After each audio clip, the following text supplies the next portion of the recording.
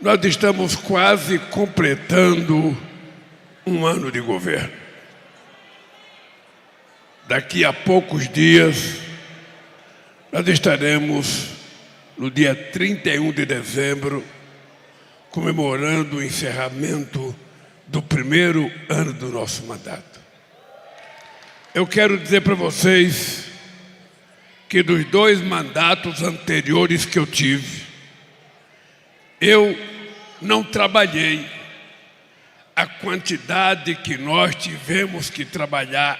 Tanto, nós tivemos durante quase todo o ano ministérios com menos da metade das pessoas que tinham em 2010, quando eu deixei a presidência da República.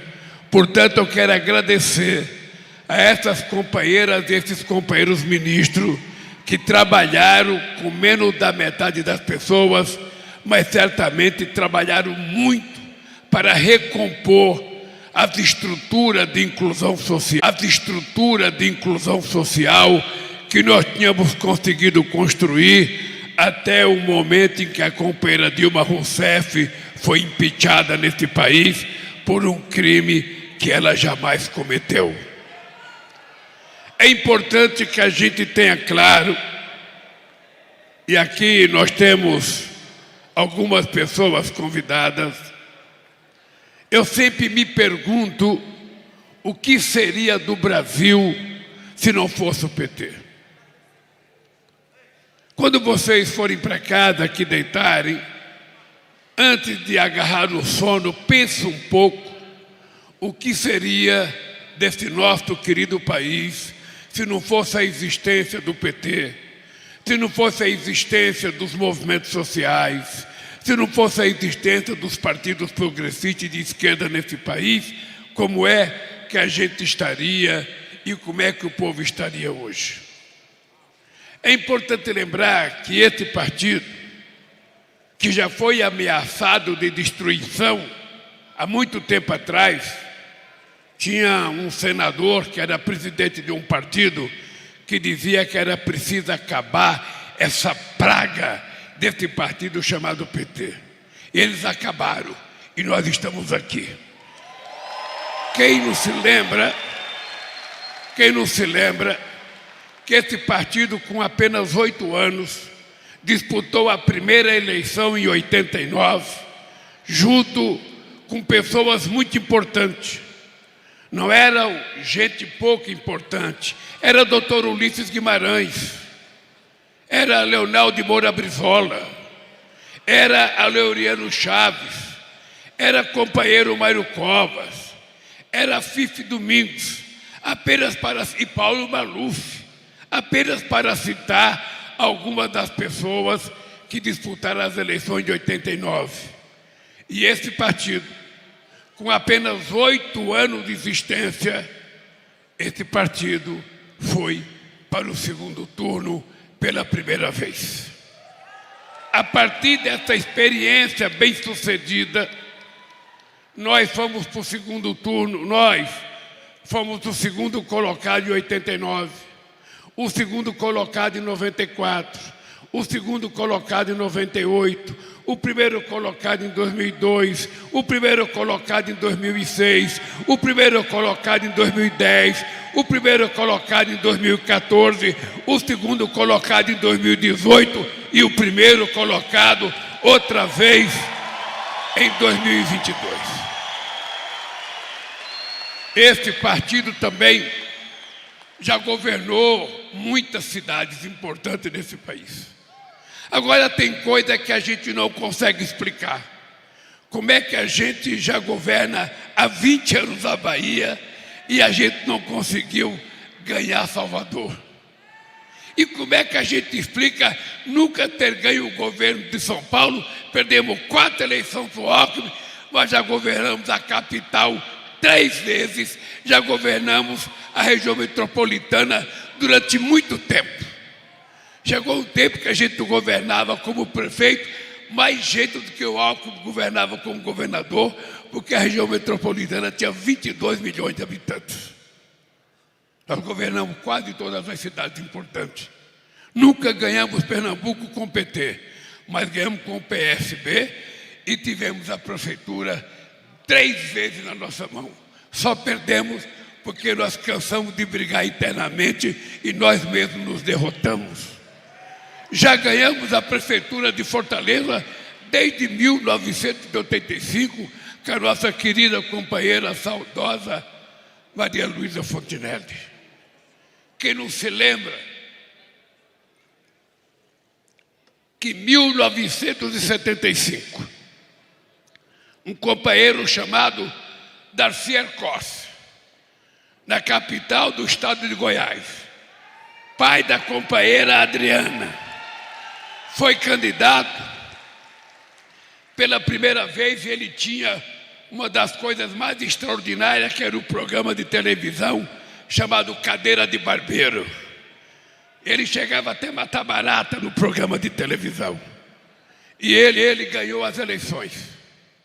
Eu não esqueço nunca que à meia-noite pararam a apuração, porque era preciso começar no dia seguinte. O Darcy Ercossi estava na frente. E quando foi 8 horas da manhã, que nós fomos lá para abrir as urnas, ele já tinha aberto as urnas e tinha ganhado as eleições de nós. Eu liguei para o companheiro ministro da Justiça para fazer uma questão. Nós perdemos para o governador, que foi ministro da Agricultura do Sarney. Mas eu lembro que eu liguei para o ministro da Justiça e eu falei: ministro, é o seguinte, roubaram a gente. O Iris Rezende roubou a gente, ministro. Nós ganhamos as eleições. Ele falou: ô Lula, já abriram as urnas? Eu falei: já. Então não posso fazer mais nada. E nós perdemos a eleição de Goiânia, numa das vitórias mais extraordinárias. Quem é que não lembra o sacrifício da nossa primeira vitória em Diadema, Gleice? 2 metalúrgicos, Gilson Menezes e Juraci. Os 2 já morreram. Mas foi a primeira campanha de prefeito feita por 2 peão. Um trabalhava na Scania, outro trabalhava na Mercedes-Benz. Era campanha de porta em porta. Não tinha dinheiro, não tinha orçamento secreto. Um empresário que queria dar dinheiro para o PT. Era campanha na sola do sapato. Era andando e batendo palma e conversando com as pessoas. Era campanha na feira conversando com pessoas. Era campanha na porta de fábrica. Era campanha na porta de banco. Era campanha no comércio. Esse partido, que com essas atitudes fez a gente se transformar no partido mais importante da esquerda na América Latina, esse partido precisa voltar um pouco a ser como era no começo, para a gente reconquistar a credibilidade que muitas vezes a facilidade nos tira do jogo. Hoje, ninguém quer fazer campanha sem dinheiro. Ninguém quer fazer campanha sem dinheiro. Hoje, a gente sabe que é muito difícil a disputa eleitoral, tal como ela está colocada. E eu não vou dizer das coisas que a companheira Gleice falou, porque se o partido quiser boas informações para ganhar as eleições, eu digo para vocês que não tem nenhum governo e nenhum país que em tão pouco tempo conseguiu fazer o que nós fizemos nesses primeiros 12 meses de governo. Mas não é isso que vai ganhar as eleições. Isso pode ajudar a ganhar as eleições. O que vai ajudar a gente a ganhar as eleições é a gente ter coragem de fazer o embate político e ideológico com os nossos adversários, para que a gente possa mostrar a diferença dos projetos de cidade que cada um de vocês vai construir. Houve um tempo em que candidato a prefeito, o Alckmin foi prefeito em Pindamonhangaba há muito tempo atrás. Houve um tempo que um candidato a prefeito, ele juntava dinheiro um ano antes e no ano da eleição para cavar o buraco, faltando 4 meses para as eleições. Houve um tempo em que perto das eleições as pessoas passavam distribuindo guia, sarjeta, poste, para vender a ideia de acontecer obra. Hoje, isso não ganha mais eleições. O que ganha as eleições é a narrativa do projeto que a gente quer para o país, para o nosso estado e para a nossa cidade.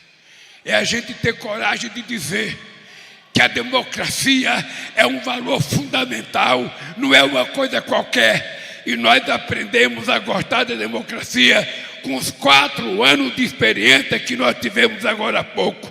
Com os 4 anos do Trump, nós aprendemos a amar o que é democracia. É viver democraticamente na diversidade. É a gente aprender a conviver com os diferentes. É a gente aprender a respeitar. É a gente não ser negacionista. É a gente aprender a ouvir o povo dizer o que a gente precisa fazer nesse país. E o nosso partido nasceu para isso.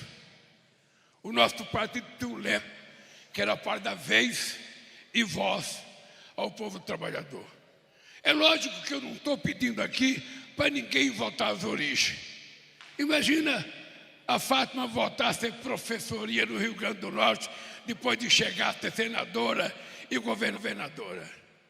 Imagina o nosso Capiolzinho aqui voltar a carpinar depois de chegar a ser secretário. Não, a gente não vai voltar às origens. Até porque a base originária que motivou a nossa criação está muito modificada. A classe operária já não é mais a mesma. O emprego já não é mais o mesmo.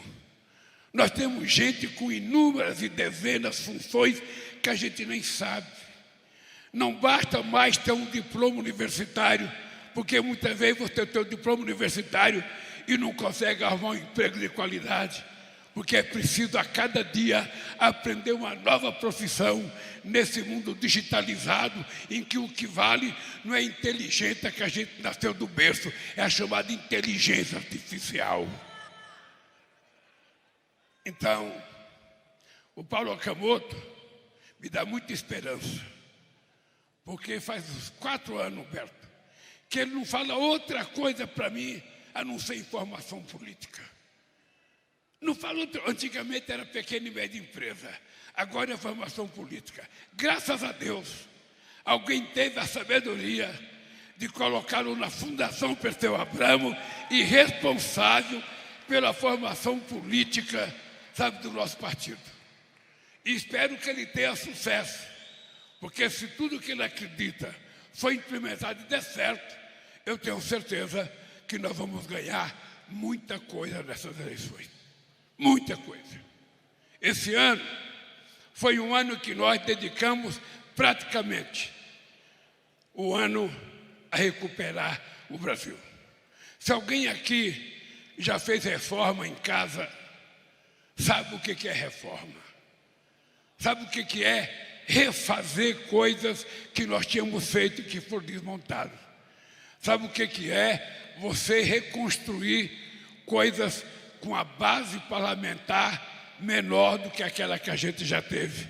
Que, portanto, é preciso muita competência do nosso companheiro José Guimarães, do nosso companheiro Jacques Wagner, dos nossos líderes na Câmara, do companheiro Padilha, que se mata o dia inteiro para tentar acordar a aprovação de uma coisa de interesse do nosso governo, de interesse da Fazenda, de interesse do partido, de interesse de cada um de nós ministros.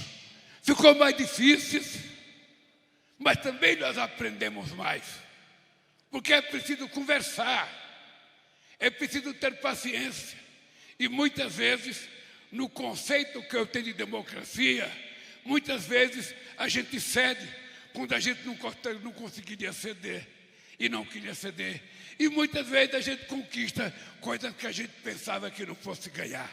Quem é que imaginou que a gente iria governar esse país 2 meses antes de tomar posse com a tal da PEC da transição, que foi articulada de forma genial pelo Haddad, pelo Padilha, pelo Guimarães, pelo Jacques Wagner e por outros companheiros. Quem é que imaginava E ainda nessa aspecto da transição, tivemos que colocar 20 bilhões para resolver o problema do governo Bolsonaro.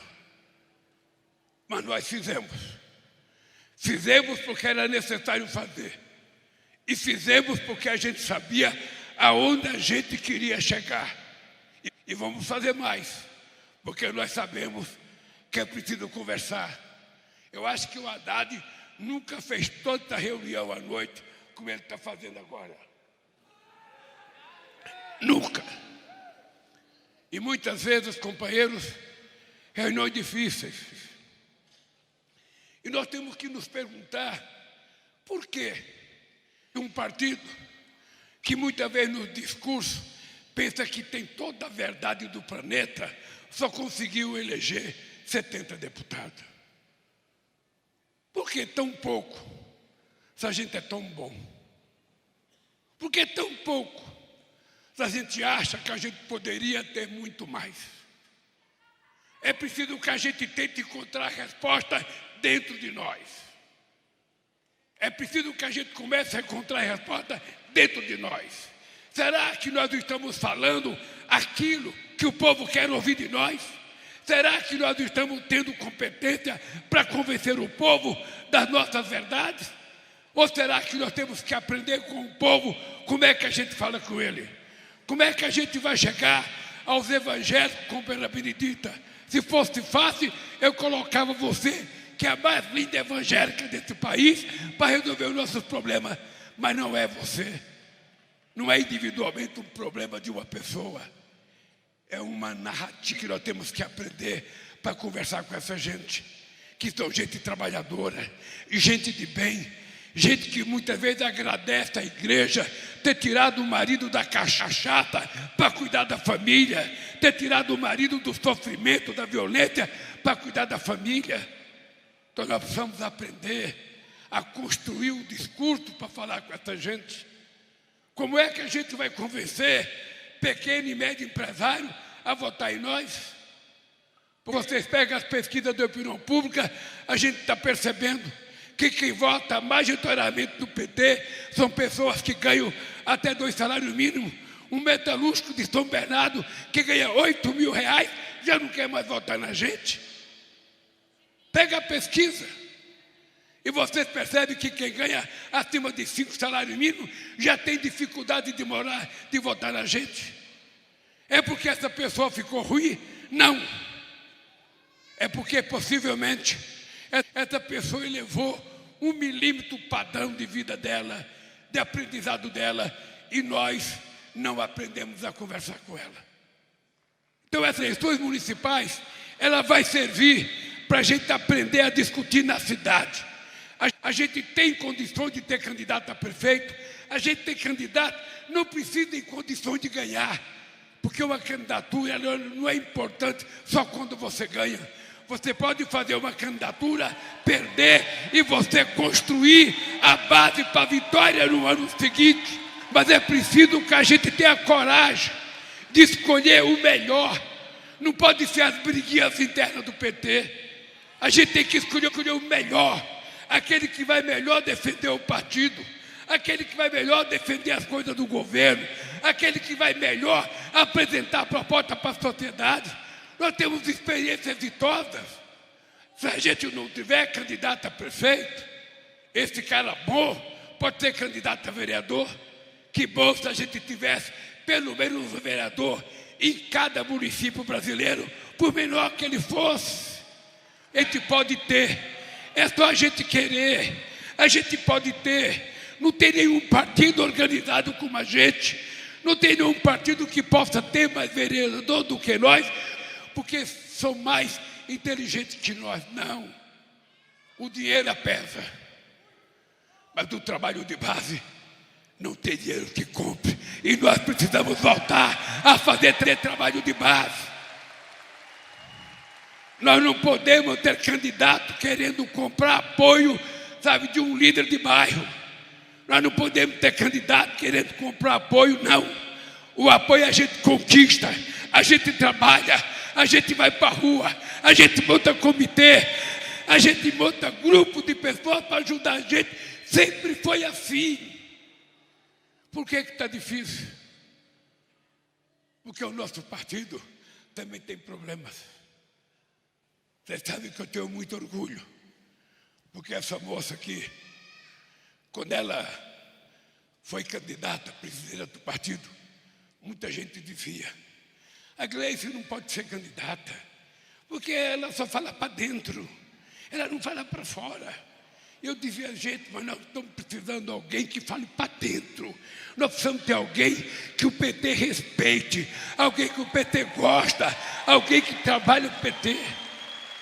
E hoje eu posso dizer, nessa conferência nacional do PT, graças a Deus, você é a presidenta nacional do Partido dos Trabalhadores, que fez a gente enfrentar os anos difíceis de 2018, da mesma forma que o companheiro Rio Falcão, que viveu um dos piores períodos do partido, em que a gente toda semana tinha que fazer uma nota publicando que não era aquilo que eles falavam. Toda semana tinha uma nota, era toda semana uma acusação, não importa que fosse verdade ou mentira, mas todo dia tinha uma nota. E eu sei o que o Falcão enfrentou. Quantas vezes tentaram? Ele é baixinho, ele é um cara maçudo como eu, forte.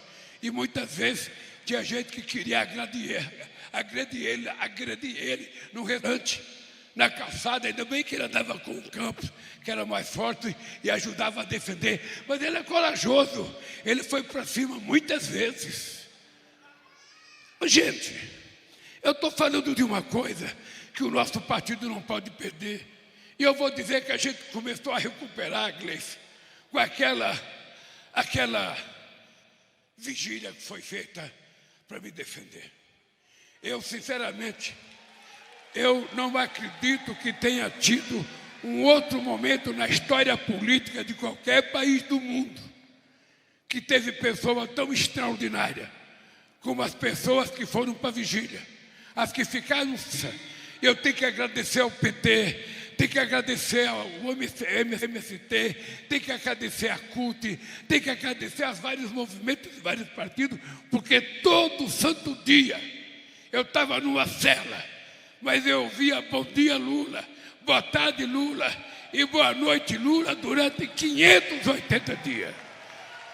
Você não tem noção o que significa isso na vida de um homem político. Vocês não têm noção do que significa isso na alma de uma pessoa que tinha consciência da sua inocência. Foi vocês que me deram coragem, Gleice, vocês me deram coragem para dizer,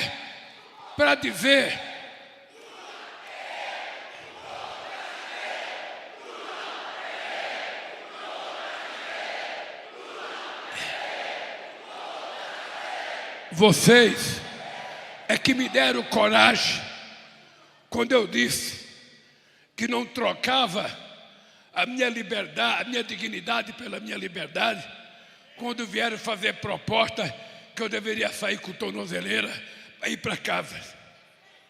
Não foi um ato de coragem. A Janja ficou puto comigo, meus filhos ficaram putos comigo. Falou que a mãe queria que eu saísse. Sai. Eu falava: não saio, só saio daqui com a cabeça mais erguida do que eu entrei.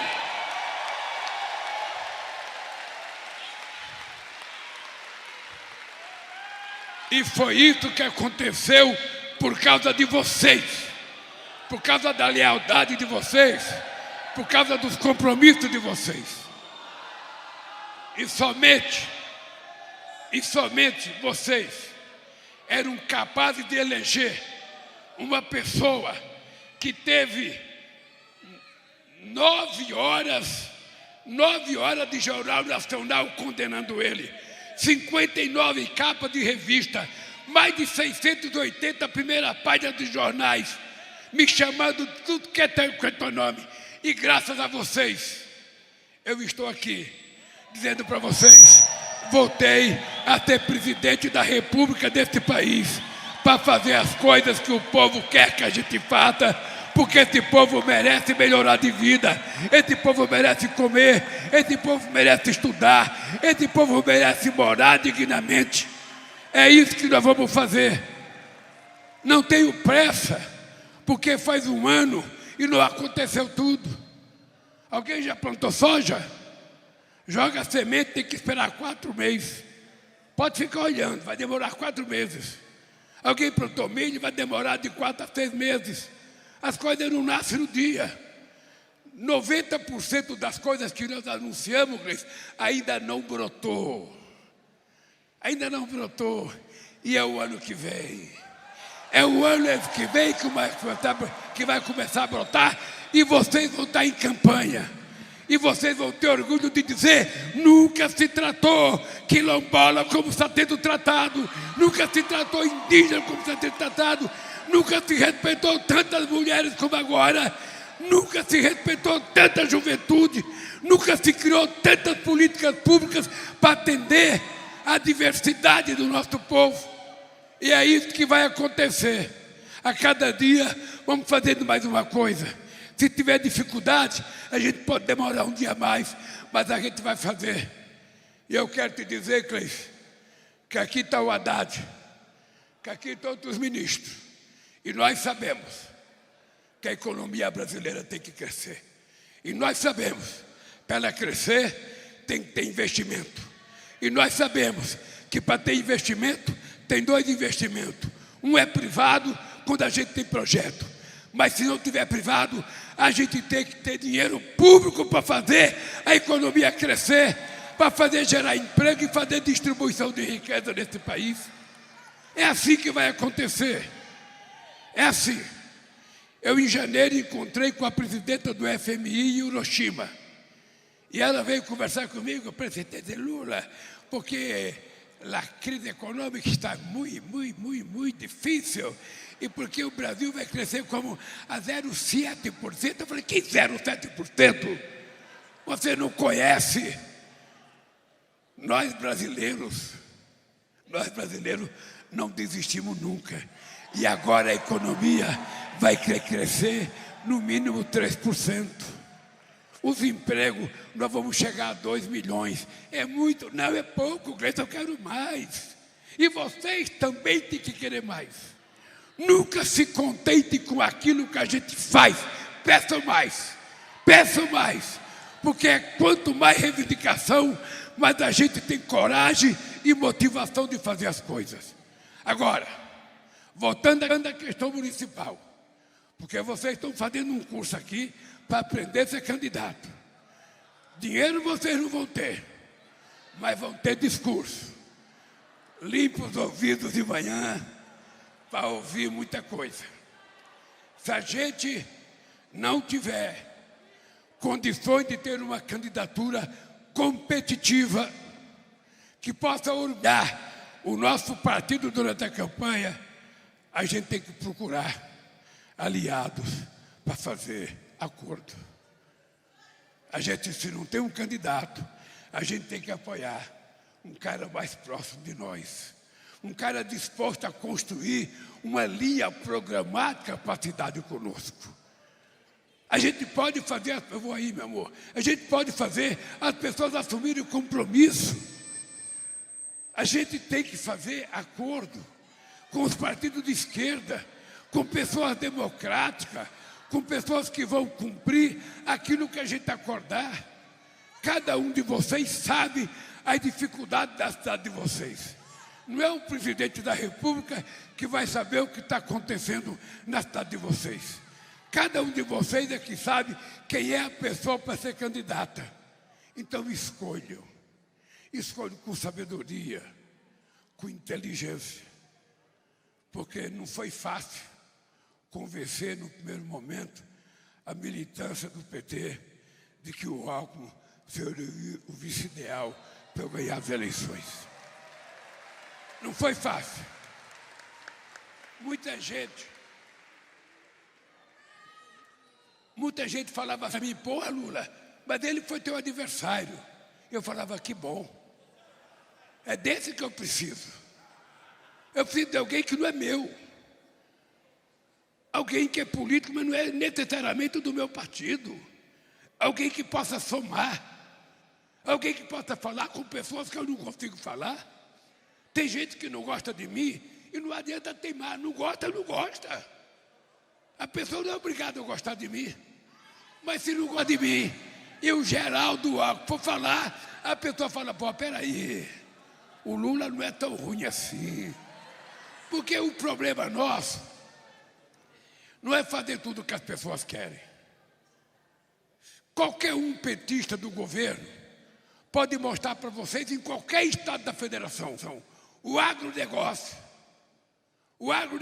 que votou majoritariamente contra nós, nunca recebeu a quantidade de dinheiro que recebeu nesse plano safra que nós fizemos agora. Nunca. E vamos fazer mais, porque nós não queremos fazer para eles, nós queremos fazer pelos países. E eu vou contar uma historinha para vocês. Em 2005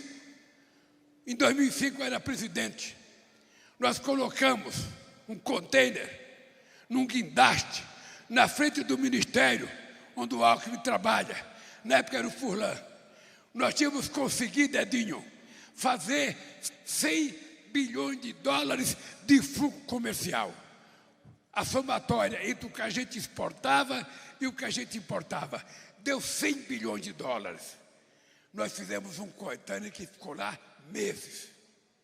Esse ano, nós tivemos superávit, ou seja, como se fosse lucro de 100 bilhões de dólares. Ou seja, é uma revolução que foi feita nesse país. E tem gente nossa aqui falar, mas o agronegócio a gente está exportando commodity. Obviamente que é bom a gente exportar, porque o commodity também nós temos que lembrar quanto de tecnologia tem num grão de soja, quanto de genética tem no milho, quanto de genética tem num frango, num porco, num boi. Antigamente, quando eu comecei a presidência, um boi demorava 5 anos para ser abatido. Hoje, com 20 meses, você abate o boi. Imagina a qualidade da carne como melhorou. Imagina a quantidade de dinheiro que se ganha por conta disso. Isso é genética, isso é investimento, isso é pesquisa. Isso é, na verdade, o que esse país precisa. E agora queremos fazer o mesmo para a indústria. É por isso que nós não fizemos acordo com a União Europeia. Porque a gente não quer ceder em compras governamentais. Compras governamentais é uma coisa para a gente atender os interesses do governo, do fortalecimento da indústria e fazer com que as nossas micro, pequenas e médias empresas cresçam. É por isso que nós vamos voltar a colocar componente nacional. Nós vamos voltar a fazer navio e vamos exigir pelo menos 65% de conteúdo nacional nas coisas fabricadas para gerar emprego aqui dentro. O Alckmin, no estaleiro, nos Emirados Árabes, construindo 2 navios para 300 mil toneladas que poderia ser feito aqui. A gente tem gente precisando trabalhar, a gente tem estaleiro, a gente tem tecnologia. A gente, quando começou, em 2003, a gente não tinha soldador qualificado, porque a solda de casco de navio é uma coisa muito sofisticada. Não é qualquer soldador mequetrefe que vai lá soldar. Tem que ser soldador de qualidade. E a gente tem gente nesse país, as pessoas se especializaram. Então, esse país, gente, está pronto para a gente fazer ele se transformar, sabe, numa grande economia. A gente, quando tomou posse, era a 12ª, já somos a 9ª economia. Se prepare, Paulo Okamoto, se prepare, porque nós vamos crescer mais. Nós vamos crescer mais. Vai ter dificuldade, mas a gente vai crescer. País, se você pegar as informações, você vai perceber o seguinte: só o Banco do Brasil, este ano, emprestou mais dinheiro do que os 4 anos do Bolsonaro. Só a Caixa Econômica, em dezembro, tinha dobrado o dinheiro que o Bolsonaro emprestou em 4 anos. Só o ministro do Transporte, esse ano, teve 1 bilhão a mais do que os 20 bilhões que o Bolsonaro teve no mandato de 4 anos. Na ciência e tecnologia, Só de bolsa, a gente investiu 4 vezes mais que ele num ano. A gente investiu o que ele investiu nos 4 anos. Obviamente que esse dinheiro é que nem uma gravidez. Ele vai aparecer. Ele vai aparecer no emprego. Ele vai aparecer no pequeno produtor rural. Ele vai aparecer no pequeno empresário. Ele vai aparecer das pessoas que vão poder voltar a comprar outra vez. E nós vamos voltar a investir em universidade. Vamos voltar a investir. Aliás, uma notícia para vocês todos aqui que têm diploma universitário.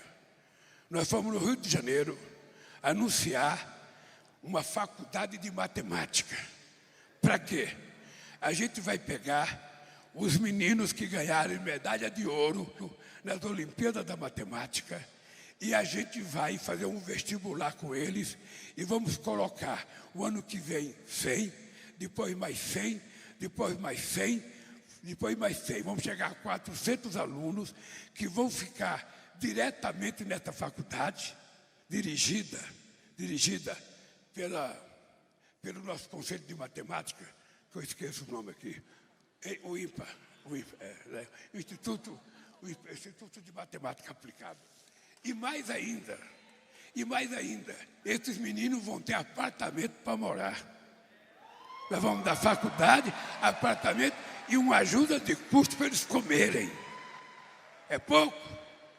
Jorge Bittar, você que se formou no ITA, nós estamos levando o ITA para o Ceará, para Fortaleza, em agradecimento ao estado do Ceará, que é um estado que 40% das pessoas que passam no vestibular para o ITA passam no estado do Ceará. Então nós vamos levar em homenagem ao Ceará. Talvez a gente faça alguma coisa na Bahia também, mas aí nós vamos levar para o Ceará. Eu vou no começo do ano lançar a pedra fundamental do ITA na cidade de Fortaleza, para a gente formar mais engenheiros nesse país, mais especialistas, para a gente formar gente na qualidade de um Jorge Bittar. É isso que vai acontecer nesse país. E mais ainda,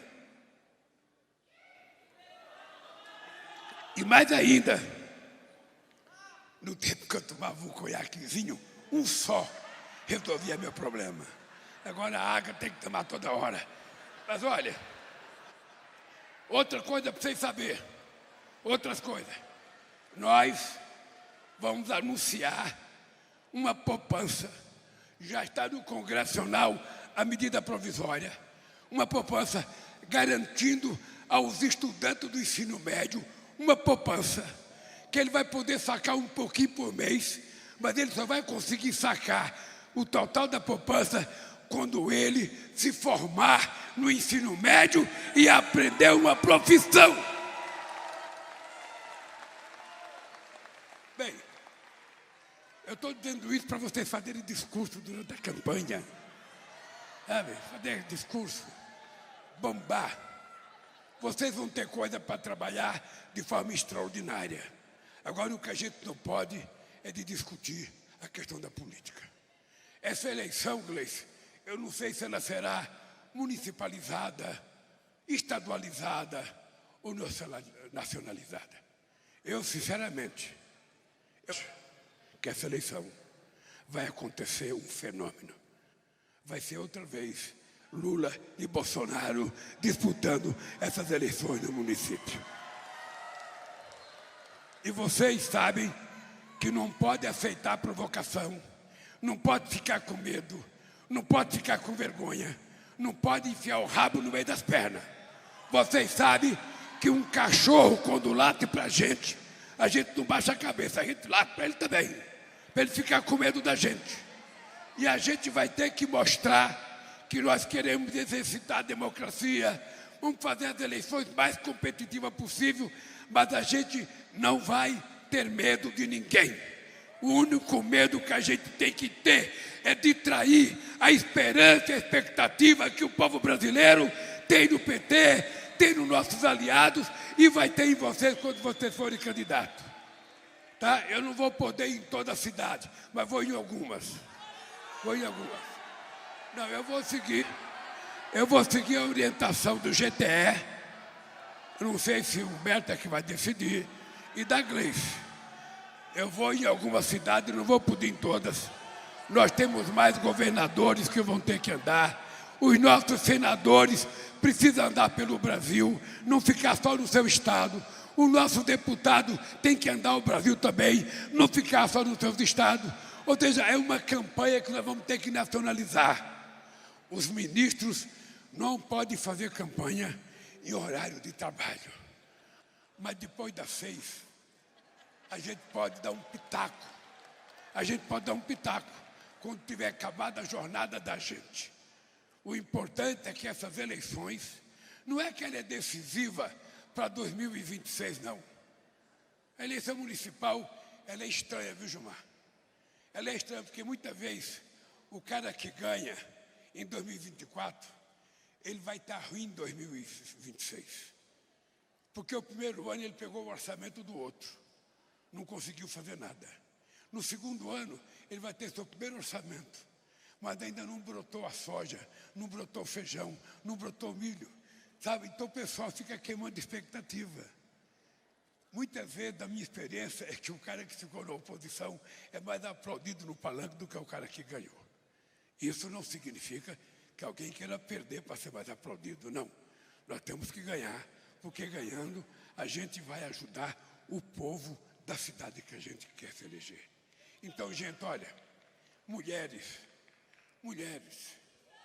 se vocês quiserem encontrar uma motivação de participação da mulher, sabe, e não quiserem apenas a política como exemplo, olhe o time feminino do Corinthians jogar.